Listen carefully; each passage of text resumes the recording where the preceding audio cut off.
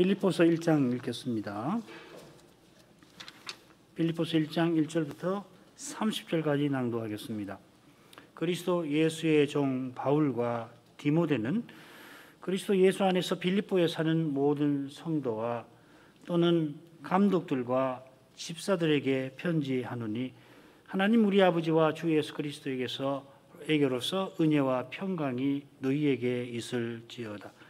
내가 너희를 생각할 때마다 나의 하나님께 감사하며 간구할 때마다 너희 무리를 위하여 기쁨으로 항상 간구함은 첫날부터 이제까지 복음에서 너희가 교제함을 인함이니라. 너희 속에 착한 일을 시작하신 이가 그리스도 예수의 날까지 이루실 줄을 우리가 확신하노라.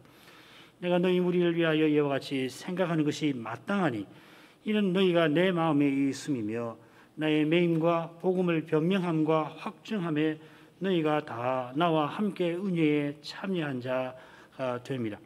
내가 예수 그리스도의 심장으로 너희 무리를 어떻게 사모하는지 하나님이 내 증인이시니라. 내가 기도하노라. 너희 사랑을 지식과 모든 총명으로 점점 더 풍성하게 하사 너희로 지극히 선한 것을 분별하며 또 진실하여 허물 없이 그리스도의 날까지 이르고 예수 그리스도로 말미암아 의의 열매가 가득하여 하나님의 영광과 찬송이 되게 하시기를 구하노라. 형제들아 나의 당한 일이 도리어 복음의 진보가 된 줄을 너희가 알기를 원하노라. 이러므로 나의 매임이 그리스도 안에서 온 시대 안과 기타 모든 사람에게 나타났으니 형제 중 다수가 나의 매임을 인하여 주 안에서 신뢰함으로 겁없이 하나님의 말씀을 더욱 담대히 말하게 되었느니라. 어떤 이들은 투기와 분쟁으로 어떤 이들은 착한 뜻으로 그리스도를 전파하나니 이들은 내가 복음을 변명하기 위하여 세우심을 받은 줄로 알고 사랑으로 하나 저들은 나의 매임에 괴로움을 더하게 할 줄로 생각하여 순전치 못하게 다툼으로 그리스도를 전파하느니라. 그러면 무엇이뇨? 외모로 하나 참으로 하나 무슨 방도로 하든지 전파되는 것은 그리스도니 이로써 내가 기뻐하고 또한 기뻐하리라. 이것이 너희 간구와 예수 그리스도의 성신의 도우심으로 내 구원에 이르게 할 줄을 아는 거로 나의 간절한 기대와 소망을 따라 아무 일에든지 부끄럽지 아니하고 오직 전과 같이 이제도 온전히 담대하여 살든지 죽든지 내 몸에서 그리스도가 존귀되게 하려 하나니 이는 내게 사는 것이 그리스도니 죽는 것도 유익함이니라. 그러나 만일 육신으로 사는 이것이 내 일의 열매일진데 무엇을 가리려는지 나는 알지 못하노라. 내가 그 두 사이에 끼었으니 떠나서 그리스도와 함께 있을 욕망을 가진 이것이 더욱 좋으나 그러나 내가 육신에 가는 것이 너희를 위하여 더 유익하리라. 내가 살 것과 너희 믿음의 진보와 기쁨을 위하여 너희 무리와 함께 거할 이것을 확실히 아노니 내가 다시 너희와 같이 있으므로 그리스도 예수 안에서 너희 자랑이 나를 인하여 풍성하게 하려 합니다. 오직 너희는 그리스도 복음에 합당하게 생활하라. 이는 내가 너희를 가보나 떠나 있으나 너희가 일심으로 서서 한 뜻으로 복음의 신앙을 위하여 협력하는 것과 아무 일에든지 대적하는 자를 인하여 두려워하지 아니하는 이 일을 듣고자 함이라. 이것이 저희에게는 멸망의 빈거요 너희에게는 구원의 빈거니 이는 하나님께로부터 난 것이니라. 그리스도를 위하여 너희에게 은혜를 주신 것은 다만 그를 믿을 뿐 아니라 또한 그를 위하여 고난도 받게 하심이라. 너희에게도 같은 싸움이 있으니 너희가 내 안에서 본 바요 이제도 내 안에서 듣는 바니라. 지난 시간에 이어서 우리가 성신으로 참여하는 그리스도의 언덕에 관해서 좀 더 생각하겠습니다.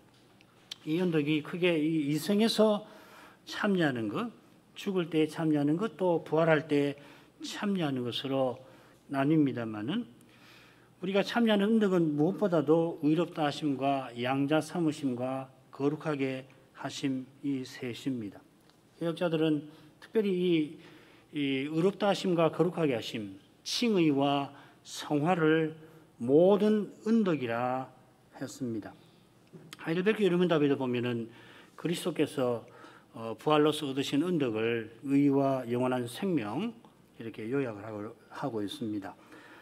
칼빈 선생은 이 두 언덕을 양자 사무심의 두 면으로 보고 있습니다. 기독교 강요 3권을 자세히 읽으면 이것이 드러납니다. 그러니까 의롭다 하심은 하나님의 자녀되는 법적 이 자격을 얻는 것이고, 거룩하게 하시는 것은 하나님 자녀로서 하나님을, 아버지를 본받는 거룩한 삶을 사는 것입니다. 그래서 그리스도를 드러내는 것이지요. 지난 시간에 생각한 대로 두 언덕이나 세 언덕 나아가서 이 생과 장차의 모든 언덕은 믿음으로 그리스도를 소유함이고, 또 그리스도와 지금 그리고 앞으로 영원히 교제함입니다. 우리들은 그리스도와 교제하게 하신 은혜에 감사하며 우리의 신앙을 함께 고백하겠습니다. 35문 거룩하게 하심이 무엇입니까? 거룩하게 하심은 하나님께서 값없이 주시는 은혜의 행위이고, 이로써 우리가 하나님의 형상을 좇아 온전히 새 사람이 되고 점점 더 죄에 대하여 죽고 의에 대하여 살게 됩니다. 36문 의롭다 하심과 양자로 삼으심과 거룩하게 하심과 함께 오거나 그것들에서 나오는 이생의 유익은 무엇입니까? 의롭다 하심과 양자로 삼으심과 거룩하게 하심과 함께 오거나 그것들에서 나오는 이생의 유익은 하나님의 사랑을 확신함과 양심의 평안과 성신 안에서 누리는 기쁨과 은혜의 많아짐과 은혜 가운데에서 끝까지 견디는 것입니다. 37문 신자가 죽을 때 그리스도에게서 무슨 유익을 받습니까? 신자는 죽을 때에 그의 영혼이 완전히 거룩하게 되어 즉시 영광에 들어가고 그의 몸은 여전히 그리스도에게 연합되어 부활할 때까지 무덤에서 쉽니다.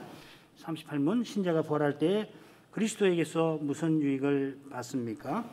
신자는 부활할 때에 영광 중에 일으킴을 받고 심판날에 공적으로 인정되고 죄 없다함을 얻으며 영원토록 하나님을 충만하게 즐거워하면서 완전한 복을 누릴 것입니다. 네 항목을 네 주제로 간단하게 살피겠습니다. 첫째로 하나님께서 의롭다 하신 우리들로 하나님의 형상을 본받게 하십니다. 이 거룩하게 하심이죠. 둘째로 이 세 언덕에서 하나님의 사랑과 성신의 기쁨을 맛보고서 우리가 끝까지 견딥니다. 셋째로 신자가 죽을 때 그 영혼은 영광에 들어가고 그 몸은 부활할 때까지 쉽니다. 넷째로 신자는 장차 부활에 나아가서 영원히 하나님을 즐거워할 것입니다. 첫 번째 주제입니다. 거룩하게 하심도 의롭다 하심과 양자 삼으심, 양자로 삼으심처럼 하나님께서 값없이 주시는 은혜의 행위입니다. 이것은 거룩하게 하심이라고 하는 표현에서도 잘 드러납니다. 거기 유일하게 증거구절이 데살로니가 후서 2장 13절이 나와 있습니다. 주의 사랑하시는 형제들아, 우리가 항상 너희를 위하여 마땅히 하나님께 감사할 것은 하나님이 처음부터 너희를 택하사 성신에 거룩하게 하심과 진리를 믿음으로 구원을 얻게 하심이니. 사도가 데살로니가 후서에서 그리스도의 강림하심에 관한 이 첫째 문제를 다루고는 바로 읽은 이 13절에서부터 맺은 말을 시작하고 있습니다. 사도는 마땅히 하나님께 감사한다 합니다. 그저 감사하다 아니하고 감사하지 않을 수 없다 합니다. 그 마땅히라는 말을 연결시켜서 읽으셔야 합니다. 눈앞의 현실은 감사할 수가 없습니다. 많은 사람이 불의를 사랑하여 거짓 교훈을 따른다고 12절에서 밝히고 있습니다. 감사하기 어렵죠. 감사할 수 없는 현실인데 감사할 수밖에 없는 이유가 하나님의 택하심에 있습니다. 그래서 사도는 먼저 주의 사랑하시는 형제들아 하고서 깊은 감사의 심정을 드러냈습니다. 주님의 택하심은 무엇보다 주님의 사랑하심에 있는 겁니다. 감사하는 이유가 하나님의 선택이 있는 건데 이 선택은 성신의 거룩하게 하심과 진리를 믿음으로 구원 얻게 하신 데에 내서 이루어지는 것입니다. 거기 있는 겁니다. 하나님께서 구원할 사람을 선택하실 뿐만 아니라 구원하실 방법과 수단도 미리 택하셨다 하는 것입니다. 이것을 꼭 기억하셔야 합니다. 구원 얻는 수단이 바로 믿음이죠. 은혜에 방도할 때 은혜 얻는 수단이 믿음이고 이 믿음을 얻게 일으키고 견고하게 하는 것이 말씀, 성례, 그리고 기도 아닙니까? 그래서 은혜의 방도를 말씀, 성례, 기도라고 하는데 그건 결국은 합해서 뭐냐면 그 믿음이 은혜의 방도라 하는 이야기가 같은 것입니다. 구원 얻는 근거는 예수 그리스도이십니다. 그리스도 안에서 예정하신 이것이 실은 하나님의 선택에서 가장 중요한 것입니다. 내가 선택되었냐 아니냐 그보다 더 앞서서 그리스도 안에서 선택하신 이것이 핵심입니다. 그리스도를 떠나서 예정이나 선택을 말하면은 구원의 길에서 두려운 어두움에 추락하고 말 것입니다. 특별히 죄를 지으면. 그런데 이 죄의 현실은 어디든지 항상 있기 때문에 그렇게 되면은 결국은 두려운 어두움에 떨어집니다. 예정을 말하는 것이 무섭게 됩니다. 그래서 내가 예정받지 못했구나, 선택되지 못했구나 그렇게 생각하게 되는 거죠. 구원의 수단이 믿음인데 믿음을 일으키는 방법이 복음으로 부르심입니다. 성신께서 말씀으로 불러 죽은 우리를 거듭나게 하십니다. 그게 14절입니다. 데살로니가후서 2장 14절에 보면은 바로 복음으로 부르신다 하는 내용이 이어지죠.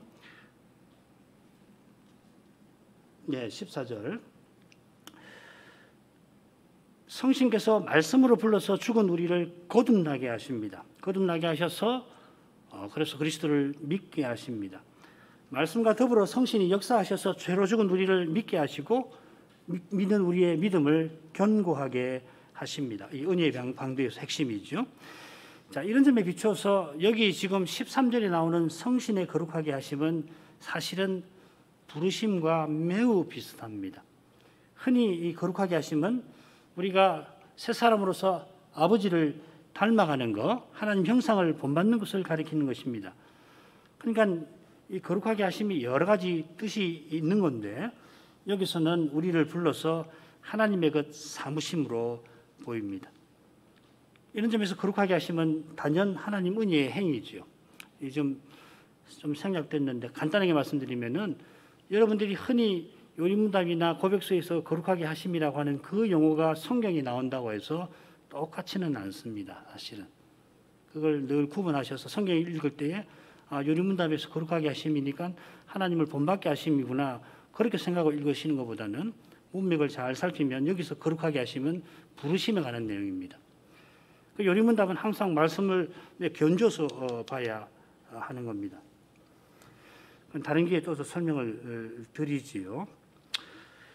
이로써 우리가 하나님의 형상을 조차 온전히 새 사람이 된다 하였습니다. 우리가 나면서 옛 사람으로 살다가 이게 죄와 허물로 죽은 상태인데 하나님 은혜로 그리스도 안에서 새 사람이 됩니다. 바울 사도는 새로운 피조물이라 하였는데 이전 것은 지나갔고 보라 새 것이 되었다 하였습니다. 여기서 말하는 이전 것이라고 하는 것은 타락한 세상을 가리킵니다. 우리가 죄와 허물로 죽은 상태에서 함께 타락한 세상을 이루며 살았던 겁니다. 그런데 이제는 새 사람이 되어서 새로운 세계에 속하여 사는 것입니다.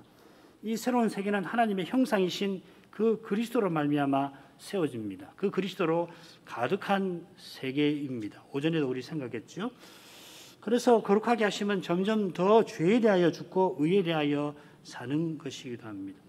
이것은 육신을 좇지 않고 그 영을 좇아 성신을 좇아 행하는 것이고 그래서 율법의 요구, 율법의 정신을 이루는 것입니다. 로마서 8장 4절입니다.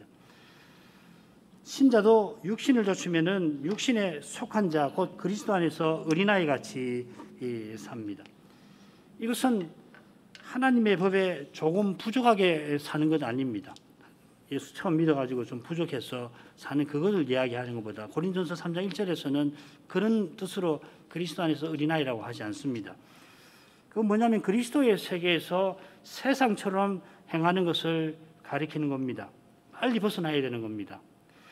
이것이 육신에 속하여 죄 아래 팔린 상태일 것입니다. 로마서 7장 14절입니다. 육신에 속한 자라는 말하고 똑같은 용어를 여기 썼습니다. 전에는 죄의 종으로서 그래서 기꺼이 종으로서 주인인 죄를 섬기며 살았는데 이제는 거기서 벗어났습니다. 그렇지만은 죄에게 마치 포로처럼 살아가는 그런 상태가 그리스도 안에서 어린아이 상태, 육신에 속한 자의 상태입니다. 마음으로는 하나님의 법을 조차 행하고자 하지만은 실제로는 원치 아니하는, 끔찍하게 미워하는 악을 행하는 상태입니다. 그래서 오라 나는 공고한 비참한 자라 고백하는 거죠, 사도가. 이런 상태에서 신자는 자기가 얼마나 연약한지를 철저히 깨닫고서 돌이켜 성신을 의지하게 됩니다.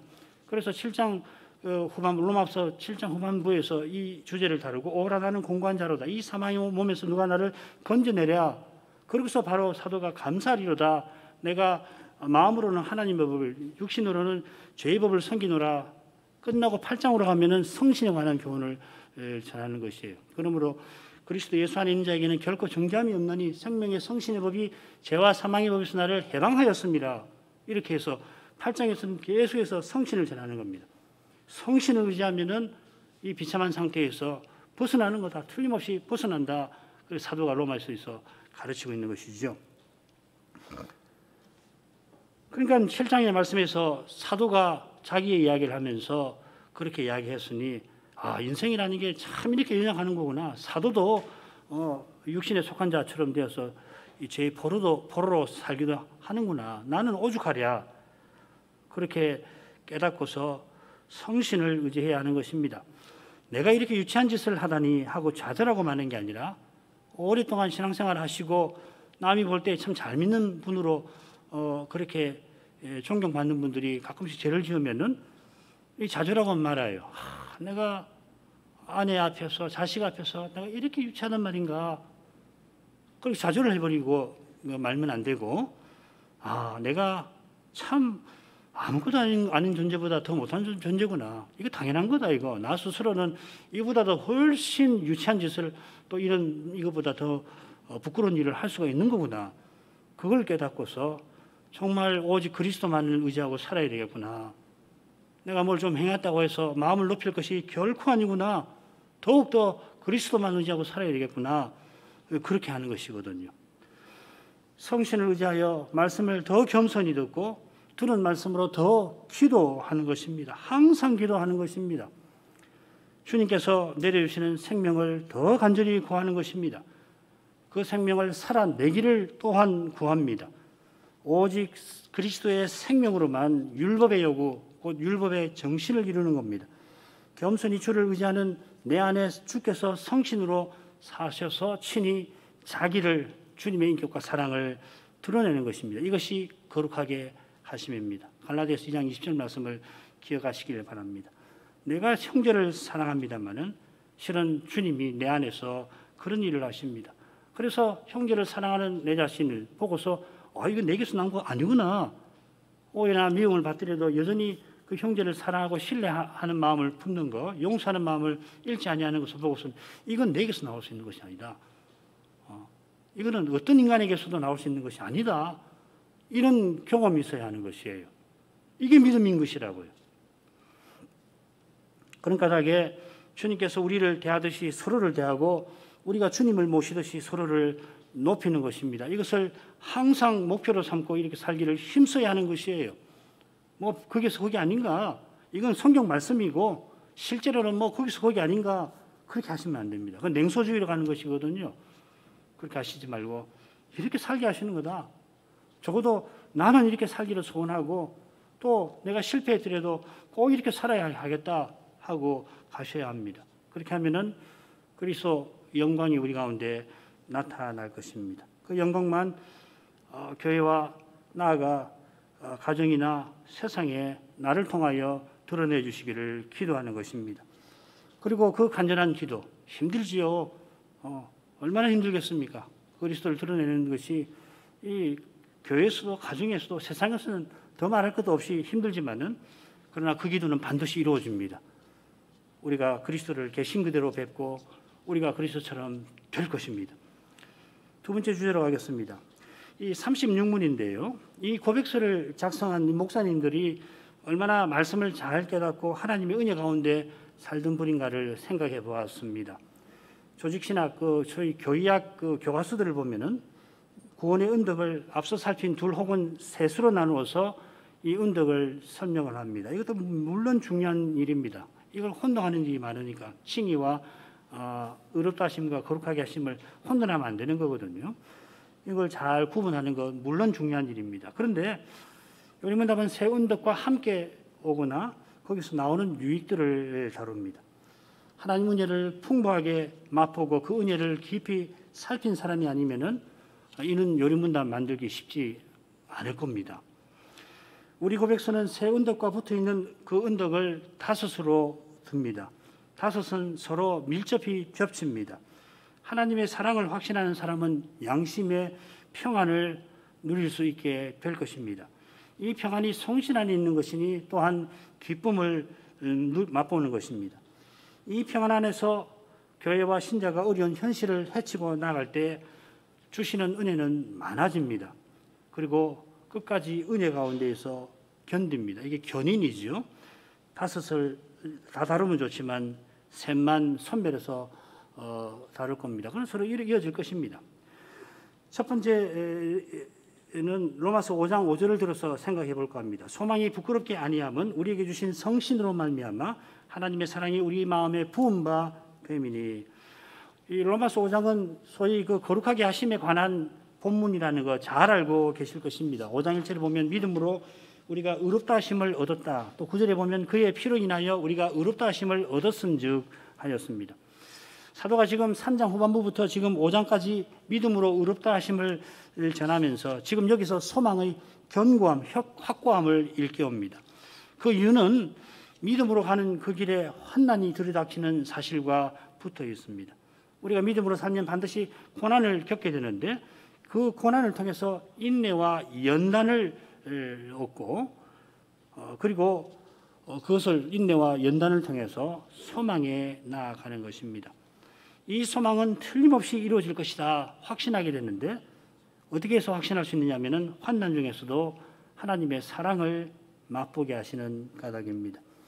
성신께서 말씀과 더불어 역사하셔서 그리스도 안에 있는 사랑을 맛보게 하십니다. 특별히 로마서 8장 마지막에 나오는 그리스도 예수 안에 있는 하나님의 사랑에서 아무 피조물이라도 우리를 끊어낼 수 없으리라. 그 사랑이 나오는데 그 사랑을 성신께서 깨닫게 하시는 것입니다. 아버지께서 자기 아들을 내어주실 만큼 우리를 이렇게 사랑하셨으니 어떤 피조물도 심지어 가장 강력한 사망도 우리를 주의 손에서 빼앗아가지를 못하는 것입니다. 주님의 사랑 안에 있다는 것은 주께서 세워나가시는 나라에 살게 하셨다 하는 뜻입니다. 이 나라를 바울 사도는 성신 안에서 의와 평강과 희락이라고 마치 정의 내리듯 교훈하였습니다. 사도가 이 말씀을 전하는 그 현실이 녹록지 않다는 것을 로마서 14장 15장에서 이미 알고 계실 것입니다. 믿음이 강한 사람과 그렇지 아니한 사람들이 갈등을 일으키고 있었던 것 같습니다. 먹는 것이죠, 그죠? 고기 먹는 것 그리고 이 포도주 마시는 문제였습니다. 그런 현실을 놓고서 사도는 그리스도께서 우리를 대하시듯이 우리가 그리스도를 대하듯이 이 믿음의 큰 원칙, 기독교 윤리의 대원칙을 밝히고서는 그러한 정신으로 화평의 일과 덕을 세우는 일을 힘쓰라. 덕을 세우라는 말은 교회 세우라는 이야기 아니에요. 그렇게 권합니다. 그러면은 하나님 나라가 나타날 것이다. 근데 그 나라는 성신 안에서 의와 평강과 희락이라 하였습니다. 성신 안에서 하나님 언약이 이루어져서 이게 의입니다. 그리고 흔들림 없이 교회로 서나가고 이게 평강입니다. 그러면 거기에 하늘의 기쁨이 임하는 겁니다. 언약이 이루어지는 길은 오직 하나님께서 이루신다는 고백에서 출발합니다. 이 겸손한 태도로 성신을 의지하면은 교회의 어려운 현실도 잘 견디고 나아갈 수가 있을 것입니다. 현실의 어려움에 연약한 마음은 짓눌리지만은 이런 우리에게 성신께서 하늘의 기쁨을 내려주시는 겁니다. 혹 다 이럴지라도 무슨 상관이냐? 내가 그리스도를 얻었는데 뭔 상관이냐? 내가 장차 그리스도와 같아지게 될 것인데 이럴 것이 뭐냐 하면서 가는 거예요. 진료 가면은 그 놓게 되어 있습니다. 이기려고 하면은 질 수밖에 없는 거예요. 이 기쁨에 이끌려서 우리가 은혜 가운데서 끝까지 견디게 됩니다. 빌립보서 1장 6절입니다. 너희 속에 착한 일을 시작하신 이가 그리스도 예수의 날까지 이루실 줄을 우리가 확신하노라. 사도가 빌립보서를 하면서 너희를 생각할 때마다 나의 하나님께 감사한다. 간구할 때마다 너희 무리를 위하여 기쁨으로 항상 간구한다 하였습니다. 생각할 때마다 감사한다. 간구할 때마다 기뻐한다. 참 놀라운 고백인데요. 정말 이 고백에서 놀라운 점은 뭐냐면은 이 고백이 교회의 문제 가운데서 나왔다 하는 바로 그 사실입니다. 정말 감사할 일이 무궁무진하고 눈앞에 보이는 것이 전부 감사하고 형통해서 이렇게 말하는 것이 아니고 오히려 반대로 하는 겁니다. 빌립보 교회도 다른 교회처럼 문제가 있습니다. 예를 들면은 이런 말이 나와요. 개들을 삼가고 행악자들을 삼가고 손할래등을 삼가라. 지금 개라는 말을 사도가 이렇게 씁니다. 강하게 씁니다. 삼가라는 말도 마찬가지죠. 심각한 문제가 있습니다. 이건 하나의 예입니다. 그런 문제를 생각하면은 사도도 마음이 괴롭습니다. 그러나 기도하면서 하나님께 나갈 때 감사할 이유가 반드시 있습니다. 가까이 하시는 하나님께서 기쁨이 되어 주신 것입니다. 사도가 무슨 탁월한 분이어서 모든 문제에서 풀 해결책을 다 갖고 있으니까 감사하다는 이야기 아닙니다. 사람으로서는 어떻게 해야 될지 모르지만은 강구하면서 하나님께 나아갈 때 하나님께 나아가는 바로 그것이 해답이라는 것을 깨닫는 것이 하나님이 하신다. 그리스도께서 나와 함께 하셔서 친히 해결해 주실 것이다. 그렇게 하고서 감사하는 것이거든요. 그처럼 하나님께서 우리를 가까이 부르셨습니다. 우리가 먼저 하나님을 가까이 한 것이 아닙니다. 너무도 분명합니다. 오늘 예배에 나왔지만 우리가 먼저 가까이 나와서 하나님 오십시오 하는 것이 아닙니다. 항상 하나님이 우리를 먼저 가까이 하셨고 하십니다. 자, 이것이 바울이 말하는 그 착한 일입니다. 하나님이 그 선한 일을 시작하셨습니다. 시작하실 뿐만 아니라 그분이 친히 이루십니다. 그리스도 재림하실 때 이루십니다. 재림하시는 그때 우리는 영원히 하나님께 나아갈 텐데 그리스도와 함께 영광에 이룹니다. 그처럼 그때까지 그리스도와 함께 고난을 받습니다. 빌립보서 1장 29절에도 마찬가지죠. 그리스도를 위하여 너희에게 은혜를 주신 것은 다만 그를 믿을 뿐 아니라 또한 그를 위하여 고난도 받게 하심이라. 고난이 영광을 이룹니다. 여러분, 고난이 영광을 이루는 겁니다. 고난을 안 받는 사람은 영광을 기대할 수가 없습니다. 이게 아주 강한 말인데 이 강한 말을 할 수가 있을 만큼 분명합니다. 죄와 더불어 씨름하지 않는 사람은 부활을 기대할 수가 있을까요? 사도가 유대인에게 돌 맞아 죽는 그것이 그 자체가 영광일 수는 없죠. 얼마나 비참합니까? 한번 보십시오. 유대인들이 떼거지로 와가지고서 그 바울을 돌로 칩니다. 수많은 사람이 둘러싸서 돌로 치는데 그 돌이 온몸에 맞아가지고서 어떻게 피투성이가 되는 거예요. 그래서 죽는 겁니다. 유대인들이 보고 죽은 걸 확인하고서 떠나가는 것이거든요. 돌 맞아가지고 처참한 시신이 이 사람 눈에는 놓여 있는 겁니다. 그게 어떻게 영광일 수가 있겠습니까? 그러나 하나님이 죽은 사도를 일으키시고 심지어 그 다음날 더베에 가서 복음을 전하게 만드셨습니다. 이 가능한 일입니까? 돌을 맞아가지고서 그렇게 죽었다 산 사람이 어떻게 그럴 수가 있냔 말이죠. 그러나 하나님이 이런 일도 하십니다. 그처럼 우리가 애매히 고난받는 그것을 통하여 하나님은 착한 일을 이루어가고 계십니다. 예, 때때로 애매히 고난받으니까 낙심되지요. 주저앉고 싶지요.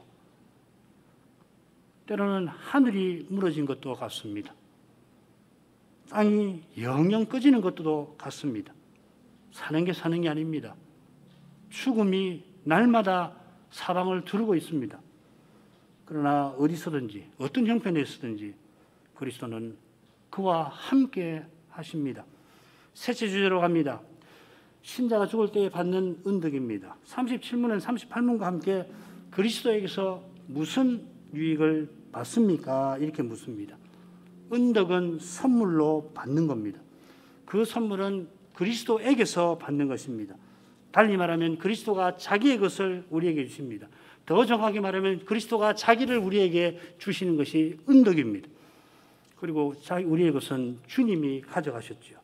이게 칼빈이 말하는 놀라운 교환, 루터는 즐거운 교환이라고 했습니다. 제가 기독교 강요에서 이 부분을 인용해서 천천히 읽어드리겠습니다. 이것은 놀라운 교환입니다. 과연 그가 측량할 수 없는 자비하심으로 우리에게 행하신 놀라운 교환이다. 곧 그가 우리와 함께 인자가 되셔서 우리를 자기와 함께 하나님의 아들들이 되게 하셨고 스스로 이 땅에 내려오심으로써 우리를 위하여 하늘로 올라가는 일을 준비하셨으며 친히 우리의 유한한 운명을 취하심으로써 자기의 영생을 우리에게 베풀어 주셨으며 우리의 연약함을 받아 취하시고서 그의 능력으로 우리를 강건케 하셨으며 친히 우리의 궁핍함을 취하시고서 자기의 부요하심을 우리에게 베풀어 주셨으며 우리를 억누르는 우리의 무거운 불의를 스스로 지시고서 자기의 의로 우리를 옷 입혀주신 것이다. 신자도 죽는데 죽으면 영과 몸이 분리가 됩니다. 영혼은 하늘에 이르고 몸은 땅에 묻힙니다. 그러나 우리 영혼도 주님 안에 있고 우리의 몸도 여전히 그리스도와 연합되어 있습니다. 소유리 문답에서 가장 아름다운 표현 중 하나가 바로 이것이라 저는 늘 생각합니다. 먼저 우리 영혼이 완전히 거룩하게 된다 하였고 증거구절로 히브리서 12장 23절을 듭니다. 온전케 된 의인들의 영들, 지금 하늘에 온전케 된 의인들의 영들이 하나님을 예배하고 있다 이 말이죠. 히브리서에서 이 온전케 한다는 표현이 자주 나오고 이게 핵심 용어 중에 하나입니다. 히브리서의 주제를 이해하는 데 있어서 이게 중요합니다. 그래서 흔히들 2장 10절을 히브리서의 그 주제 구절로 이야기하는데 거기 보면은 예수께서 고난받아 온전케 되셨다 하였습니다. 그 말이 뭐냐면은 영원한 대지상이 되셨단 말이거든요. 만물이 인하고 만물이 말미암은 자에게는 많은 아들을 영광에 들어가게 하시는 일에 저희 구원의 주를 고난으로 말미암아 온전케 하셨다. 이 말이 무슨 말이냐면은 나중에 5장 이후에 특별히 이 7장 이후에 자세히 설명하는 영원한 대지상 되심을 가리키는 말입니다. 그처럼 온전케 된 의인의 영이라고 하는 것은 대지상 예수 그리스도를 통하여 영원히 하나님께 가까이 나아간 죽은 신자를 가리킵니다. 우리도 지금 온전케 되어서 하나님께 나아가고 있는 것이죠. 우리에게도 쓰는 말입니다. 하이델베르크 유르문답에서는 신자가 죽음을 통하여 영생에 들어간다 실로 아름답게 표현했는데 이 소유리 문답은 똑같은 표현을 둘로 표현합니다. 완전히 거룩하게 되는 것, 주의 영광에 즉시 영광에 들어가는 것으로 표현합니다. 저는 어떤 의미에서는 소유리 문답이 더 낫다고 생각이 듭니다.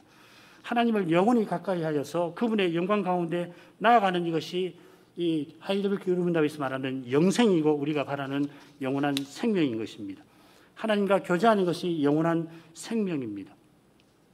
빌립보서 1장 23절 내가 그 두 사이에 끼었으니 떠나서 그리스도와 함께 있을 욕망을 가진 이것이 더욱 좋으나 사도는 그 두 사이에 끼었다 했는데 둘이 뭐냐면 살면서 복음 전하는 것하고 이 세상을 떠나서 그리스도와 함께 있는 그것입니다. 둘 다 사도에게는 좋은데 그런데 좋지만은 둘 사이에 자기가 끼었다 이렇게 표현합니다. 이 끼었다라고 하는 것은 복음 전하는 삶도 자기가 간절히 바라는 것이고 그리스도와 함께 죽어서 그리스도와 함께 있는 것도 간절히 바라는 것이라고 하는 것과 붙어 있습니다. 사도는 살든지 죽든지 자기 몸에서 그리스도가 존귀 되시는 그것을 힘썼습니다마는 그런데 지금 이 감옥에 갇혀서 어떤 편을 택하는 것이 주님의 뜻인지를 지금 깊이 살피고 있습니다. 만일 택할 수만 있다면 죽어 그리스도와 함께 있는 이것을 택하고 싶지만은 그러나 옥에 갇혀 지내는 이 힘든 삶이 주님의 뜻임을 사도는 확신하는 것입니다. 옥에 갇혀 있는 거 우리 가운데 옥살이한 사람 아무도 없을 텐데 거의 없을 텐데요. 뭐 하루라도 뭐 실수로 잘못돼 가지고서 뭐 구치소에 있어 본 경험도 별로 없을 텐데 이 감옥에 있는 것이 얼마나 힘듭니까? 그런데 어떤 사람들은 갇혀 있는 사도를 더 괴롭게 하려는 생각에 이 그리스도를 전파하고 있습니다. 말이 쉽지요. 어떻게 하든지 전파되는 것은 그리스도니 나는 기뻐하고 기뻐하리라. 이거 외우기도 하고 그러지만은 이런 고백에 이르는 과정은 결코 쉽지 않다는 거 우리 잘 압니다. 그렇게 그런 처지를 만나면 우리 같이 연약한 사람은 죽는 것보다 괴로울 것이고 사도도 그랬을 것이에요. 어떻게 이럴 수가 있나? 어떻게 이런 일이 있을 수 있나? 그래서 여러분 그 신앙 고백서를 보시면은요, 이 구절을 어디다 쓰느냐면은 그러니까 사도를 더 괴롭게 하려고 복음을 전하는 사람을 누구에게 적용해서 웨스민스터 신앙고백서 쓰신 분들이 누구에게 적용하냐면 배도자에게, 거짓 선생에게 적용을 합니다. 그런데 지금 사도는 그런 것 같지는 않아요. 그만큼 심각한 것이죠. 그러나 주께서 그런 사도를 격려하셔서 사도가 메인 것을 보고 많은 사람들이 힘을 얻어 복음을 전하게 하십니다. 이 격려에 사도가 죽은 것 같은 괴로운 처지지만은 끝까지 맡은 사명을 이루려 한 것입니다. 이런 심정이 끼었다 하는 표현에 담겨 있습니다. 사도는 신자가 죽어 그리스도와 함께 있다 합니다. 신자의 죽음을 주 안에서 잠자는 것으로 표현하기도 합니다. 잠잔다는 것은 부활 때까지 쉬는 것을 가리킵니다. 쉬되 그리스도와 함께 안식하는 것입니다. 지금 여기서도 우리는 그리스도와 함께 합니다. 그리스도께서 성신으로 내 안에 살고 계십니다. 지금도 우리가 그리스도와 함께 하지만은 떠나서는 더욱 함께 합니다. 이게 빌립보서 1장 23절에 사도가 말하는 그것일 것입니다. 지금 여기서는 주님과 함께하는 신자가 때때로 죽음 같은 고난을 겪어야 하지만은 거기서는 주님과 함께하는데 아무런 장애가 없습니다. 장애는 전혀 없고 더 복된 즐거운 것이 있는데 그리스도와 함께 그리스도는 부활에 이르는 그 복된 순간을 고대하면서 기쁨 가운데서 간절히 그날을 기다리면서 주님과 함께하며 쉬고 있습니다. 우리의 사랑하는 이들이 그 순간이 우리가 살필 마지막 주제인데 그 순간까지 우리의 몸도 여전히 그리스도에게 연합되어 있고 무덤에서 쉽니다. 주님께서 죽은 지 나흘이나 된 그 시신을 향하여서 나사로야 나사로야 하고 부르셨습니다. 그처럼 요한복음 5장 28절에 부활의 날을 뭐라고 표현하시냐면은 무덤 속에 있는 자가 다 그의 음성을 들을 때라 하였습니다. 하늘에 있는 영혼, 지옥에 있는 영혼들이 들을 거라 하는 것이 아니라 무덤 속에 있는 자라 하는 표현을 썼습니다. 무덤 속에 있는 자 중에 어떤 이는 생명의 부활에 영원한 구원에 이르는 거고 어떤 이는 심판의 부활에 부활하여서 불못에 떨어지게 될 것입니다. 여기 지금 우리가 살필 중요한 표현이 무덤 속에 있는 자입니다. 생명의 부활에 이를 신자를 가리켜서 무덤 속에 있는 자라 표현한 것은 특별히 무덤에 있는 그의 몸을 가리키는 것입니다. 그래서 우리가 가급적 매장을 하는 거예요. 화장을 하면은 뭐 부활의 몸을 못 입는다 그런 건 없지만은 이런 가르침이 있어서 죽은 시신을 향해서 나사로야 나사로야 이렇게 주님이 부르시는 것이거든요. 그 신자의 몸은 여전히 고귀합니다. 부활의 생명의 부활을 기다리며 무덤에 있습니다. 거기서 썩어가지만 그러나 그의 몸은 영광을 향하여 나아가고 있습니다. 마지막 주제입니다. 신자의 부활을 우리 요리문답은 셋으로 설명합니다. 첫째로 영광 중에 일으킴 받습니다. 이 말은 무덤 속에 있던 몸의 부활을 가리킵니다. 고린도전서 15장 42, 43절 죽은 자의 부활도 이와 같으니 썩을 것으로 심고 썩지 않을 것으로 다시 살며 욕된 것으로 심고 영광스러운 것으로 다시 살며 약한 것으로 심고 강한 것으로 다시 살며 부활의 몸은 썩지 않아야 할 것, 영광스러운 것 또 강한 것입니다. 썩지 않은 영광스러움 그리고 강함 이것은 바울 서신에서 성신의 특징들입니다. 부활의 몸은 성신적인 몸입니다. 말하자면은 그리스도께서 부활하실 때 성신과 하나 되셨는데 장차 우리가 그리스도처럼 성신적인 몸을 입고 그래서 그리스도와 같아지는 것입니다. 영광의 주님을 본받아 우리도 영광스럽게 될 것입니다. 사실 우리의 영광은 이 그리스도를 드러내는 것입니다. 그게 하나님의 형상으로 지원받은 목적이기도 한 것입니다. 지금도 우리가 그리스도를 드러내는 만큼 영광스럽습니다.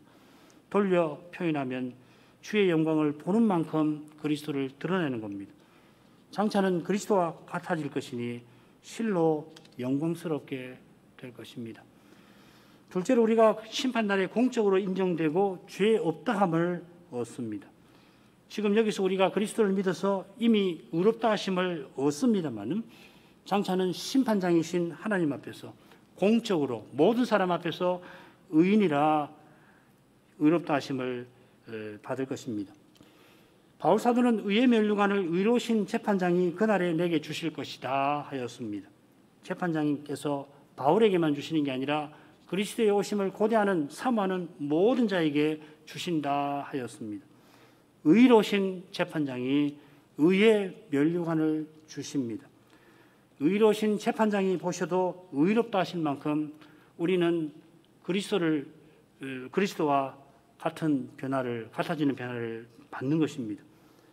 우리가 그리스도와 같아지니까 재판장은 우리를 의롭다고 선언해 주시는 겁니다. 셋째로 우리가 영원토록 하나님을 충만하게 즐거워할 것입니다. 마태복음 25장 23절입니다.